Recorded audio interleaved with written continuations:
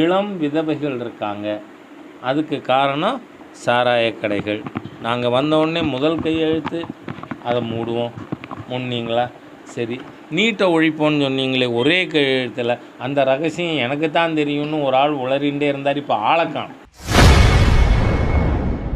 செய்தியாளர்களை சந்தித்து பேசிய பாஜக மூத்த தலைவர் ஹெச் ராஜா திமுக எம்பி கனிமொழி மற்றும் துணை முதல்வர் உதயநிதியை கடுமையாக விமர்சனம் செய்துள்ளார். இப்போ நாத்துறாங்கிறேன்னா துரைமுருகனோட பேச்சு பிதற்றல். ஆகவே இந்த மாதிரியாவெல்லாம் அவர் ஒரு கால் வயது முதிர்ச்சியின் காரணமாக உளர்றாரா அப்படின்னு எனக்கு தெரியல. ஆனால் இது முழு பிதற்றல்.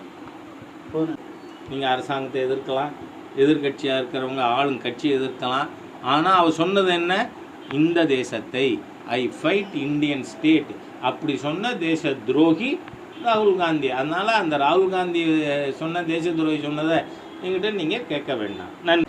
ஒரு முறை கனிமொழி அவர்கள் பேசும்போது சொன்னார், தமிழ்நாட்டில்தான் இந்தியாவிலேயே இளம் விதவைகள் இருக்காங்க. அதுக்கு காரணம் சாராய கடைகள். நாங்கள் வந்தோடனே முதல் கையெழுத்து அதை மூடுவோம் முன்னீங்களா? சரி, நீட்டை ஒழிப்போன்னு சொன்னீங்களே ஒரே கையெழுத்தில், அந்த ரகசியம் எனக்கு தான் தெரியும்னு ஒரு ஆள் உளறிண்டே இருந்தார். இப்போ ஆளக்கான். யார்? உதயநிதி ஸ்டாலினா? ஆளே எங்கே இருக்குன்னு 10 நாளாக அவர் பேர் கேள்விப்பட்டிருக்கீங்களா? இல்லை. அவர் இந்த இதுக்கான ரகசியம் நீட்டுக்கு நீக்கிறதுக்கு ரகசியம் எங்களுக்கு மட்டும் தெரியும்னார். பூரா பொய்யும் பித்தலாட்டமும். உங்களால் ஒன்றும் முடியாது. நீங்கள் எந்த விதமானது 2 மாதத்துக்கு ஒரு முறை இருக்கிற எலக்ட்ரிசிட்டி பில்லு மாதம் ஒரு முறை ஆக்குறேன்னு சொன்னீங்களே, ஆக்கினீங்களா? சரி, பழைய பென்ஷன் முறையை கொண்டு வரேன்னு சொன்னீங்களே, கொண்டு வந்திருக்கீங்களா?